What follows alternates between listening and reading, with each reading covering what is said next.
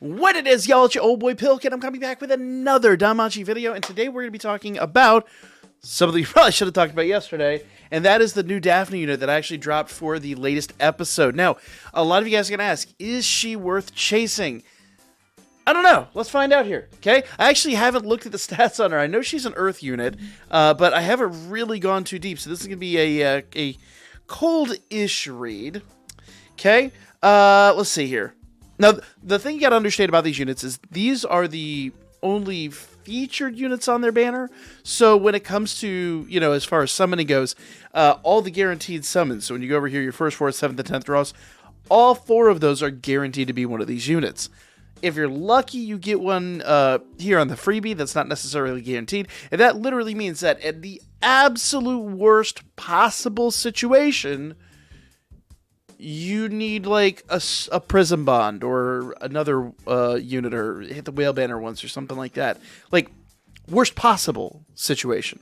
Now, typically, the paid banners are also 3 times only, and that's basically like if you really want a whale, if you really feel like you need this unit, you can go over there and you can do that rather than hitting this with your free-to-play. Because remember, this is always going to focus on your paid, well, it's paid only, paid iris. This will do your free-to-play iris first. So if you're looking to save some of the free-to-play iris, this isn't a bad choice, but let's see if she's really worth. Let's go take a look here. So, stat-wise, 45-12 for HP. It's not bad. MP is the 340. That's not bad either. Strength is 2174. It's very nice. Endurance is 691. That's good. That's about on par. Close to that 700 mark is really good. Dex 1035. Agility 1272. She's a quick unit. And Magic 414. It's an irrelevant number, really. Okay? We'll come back to SA. I like to do skill 1, skill 2, and then the SA. So, she is a foe's plural, high earth physical attack with ultra uncounter rate, and self removes status debuffs and 3 additional actions, mid earth physical attack, foe's plural.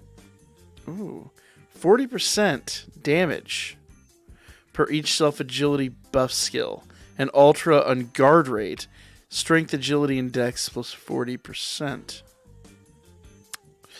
Not the best strength skill, but bear in mind, that's on the extra action. She gets 40% damage. It's an 80% AoE hit as her secondary hit. That's deadly.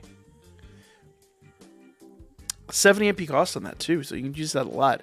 High speed maneuvers, allies, fast, strength, agility, and dex 40%. She gets on her extra action. Earth attack damage 60% for 4 turns. Strength, agility, and dex debuffs down for 3 turns. Interesting. Now, bear in mind, that is a buff and a debuff with an all allies hit. So basically, your skill 1 is your spammable AoE skill. So what you could do is you could actually do skill 1, then go down here to skill 2, then go back to skill 1, spam that. Your extra actions will never run out, and your secondary hit will actually probably be your big hit. It's a high only skill. I don't know. Am I the only one who's shocked by these numbers? Like, the fact that it looks like her extra action will do more damage than her base level attack? Ultra encounter rate, self-remove status debuffs. The status remove debuffs is nice, but only on herself? Bit greedy. And on an AoE unit, it's a weird build. I see uses for her, but I'm not blown away by her. So let me kind of run the gamut here. So let me explain where I'm going with this. Okay. So whenever you see AOE, instantly think Wargame. Like, how is this unit going to be useful in Wargame? So in Wargame, you're really looking like turns 1, 2, 3, and maybe 4. If you go much beyond that, you're really kind of you're not playing the game right. Either that or, I mean, I say that. Obviously, there's stall teams, there are ailment teams, there are situations like that. But you really want, especially for FWG, you kind of want that, you know, to kill them quick, fast, and in a hurry. So you're really looking to hammer down. Now, the nice part about her is her spammable skill, essentially. So if you set her to AoE, she's only going to do skill 1. She's never going to do skill 2. She kind of doesn't even need skill 2 in most situations. So it's an interesting setup where you can actually set her to AoE, and on turn 2, she'll start producing damage, but she doesn't really get the buffs aren't really affected until turn 3, but she's really not a damage producing unit. I mean, she'll produce damage, obviously, but her buffs aren't that great, and the best thing about her is that she does remove debuffs. So any debuffs that your opponent is applying is basically she's going to make herself last a little bit longer. She's, dare I say, she's attempted an anti-stall, but not really. Like, she just kind of removes debuffs and it's going to last, if I presume this, like maybe a turn longer. I don't know. I'm not 100% sold on Daphne. I really wanted to like Daphne. I'm not 100% sold. Now, I did see something down here. Her single target action.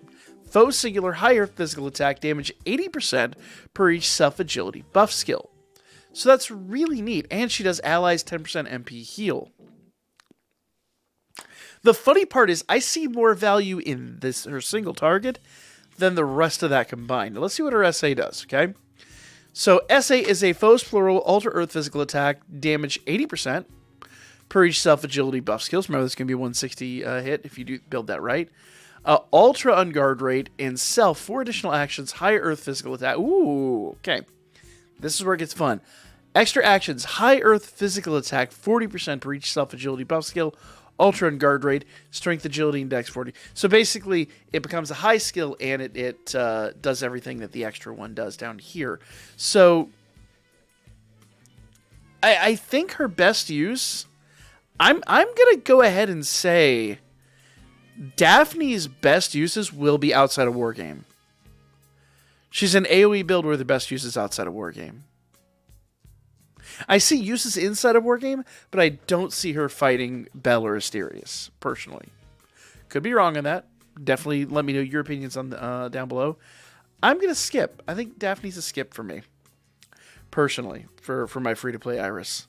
I definitely will hear arguments in the chat, but I see her uses, but she's so super specific. I think very few people are going to have the patience to build her the way she needs to be built. So let's see what we get with our freebie here. Okay, we got 3-star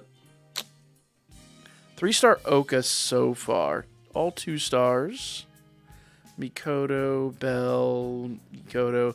Looks like we're not going to get the 4-star here. We got a rainbow, or we got a gold door.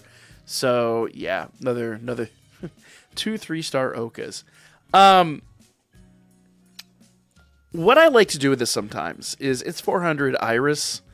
I think I'm going to do a one and done on this. Go ahead and get her. And if she does wind up to be good, then we can utilize her. I would say for most people, probably just don't bother. Because she is such a really specific build. But if I need her later, I can always, as a content creator, throw Prism Bonds or go into the banner. Remember, these banners are around for about 2 weeks. Doesn't look like we're going to get anything extra here. It looks like it's just going to be Daphne. There she is. Yep. So nothing really to write home about there.